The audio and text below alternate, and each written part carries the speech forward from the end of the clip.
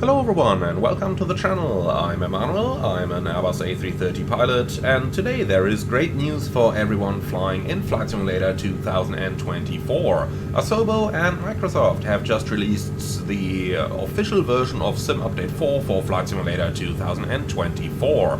This update comes with a lot of changes, but there are two that especially stand out, and lastly I also want to go over a couple of the changes done for those of you who are flying airliners in the simulator, and at the very end offer a little bit of a troubleshooting guide in case something does not go the way that you'd expect it to.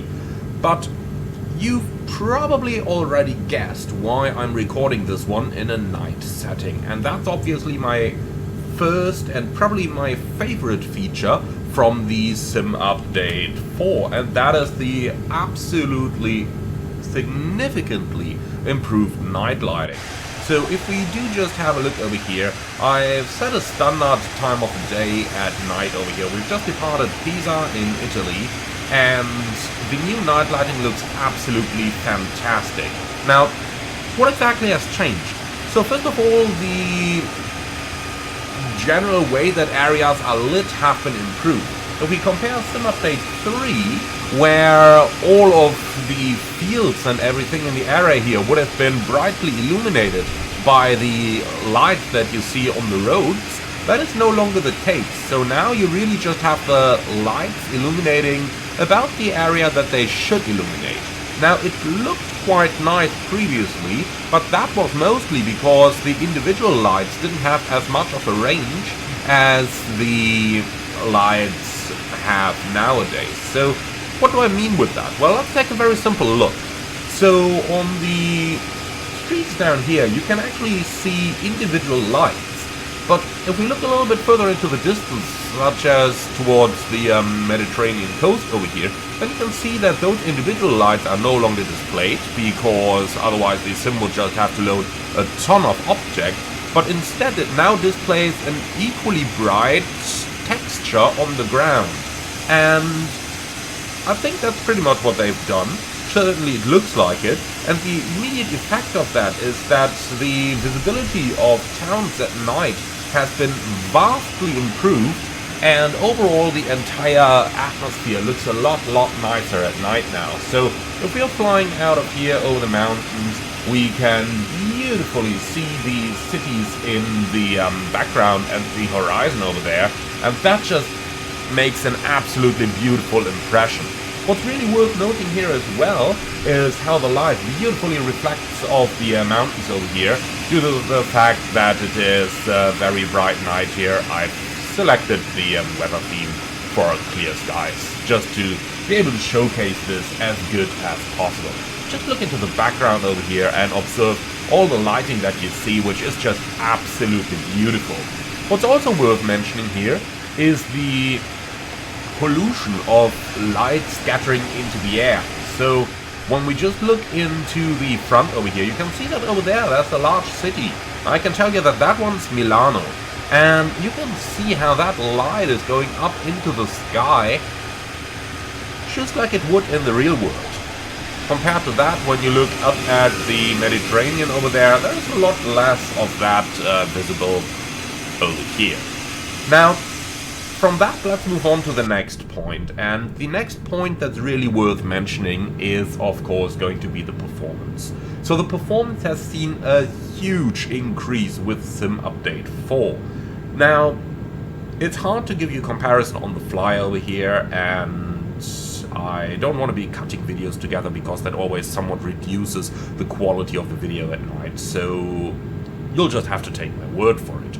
But when loading previous aircraft that were heavy on performance, such as the Ini-built Airbus A350 for example, at a performance-heavy airport such as Aerosoft's Düsseldorf or such as Frankfurt or Dubai, then we would often get very limited, and the VRAM usage would go up so much that it would be almost impossible to even fly and record something at those videos, for the simple fact that the video editor just didn't get enough memory any longer. Now, both the performance as well as the VRAM usage have been incredibly optimized with sim update number 4. Generally, I got about double to 4 times the frame rate with an airplane like the Airbus A350. Now the effect on aircraft is different because it depends a lot on the previous optimization that the aircraft developer has done, and the A350 just serves as a superb example over here because the improvement is so great. So in the A350 I got about 4 times the frame rate that I had previously. Now that means that previously I got about 50 frames with it, then obviously adding the frame rate generation it went up to 100, but now without frame rate generation I can get it from 50 up to 200 frames, which is just absolutely amazing. Now limiting my frame rate down to 100 nonetheless, so that my computer has resources available while I'm recording or while I might be doing other things in cruise, but this is a vast improvement. The same also applies to the VRAM usage, which went down a couple of gigabytes. Now, VRAM usage is very individual on individual systems, so it may be going down a couple of gigabytes on my system because I have 24 gigs of VRAM. On a system that only has 8 gigabytes, it's probably not going to go down by 4 gigs because the simulator had already allocated resources a little bit differently than it would have done on my computer.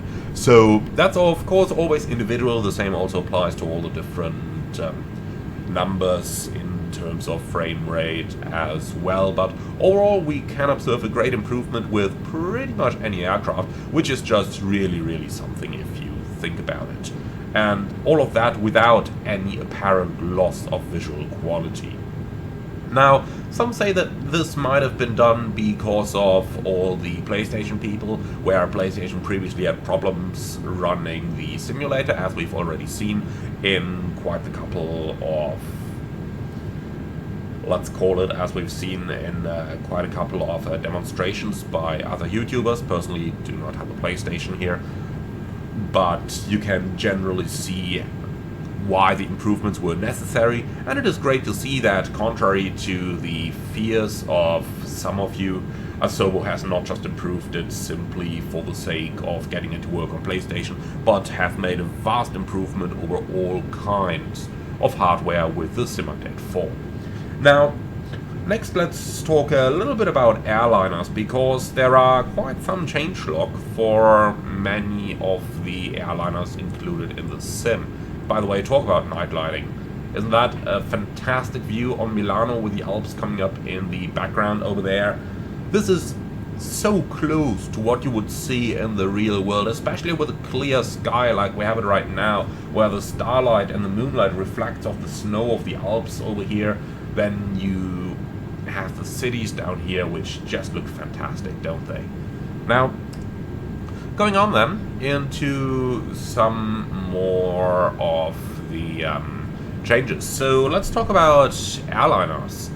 And the airliners have seen quite a couple of updates. Now, unfortunately, they haven't really updated some of the major points that are raised, like compatibility with time acceleration here, but let's just have a look into the changelog, which by the way I am going to link in the video description below so that you guys can have a look yourself as well. So this is what the changelog looks like just for the A330-200 over here. As you can see, quite a lot of stuff in there. Now, I do really appreciate things like this, where the TCAS is no longer going to go berserk after landing. There are a couple more things that I would absolutely like to see included that have not made it into this changelog, such as the ability to enter custom pilot waypoints, for example. Now, that's just an example of the changelogs over here. I do very much recommend that you are going to have a look into the changelogs yourself so that you can see what's different.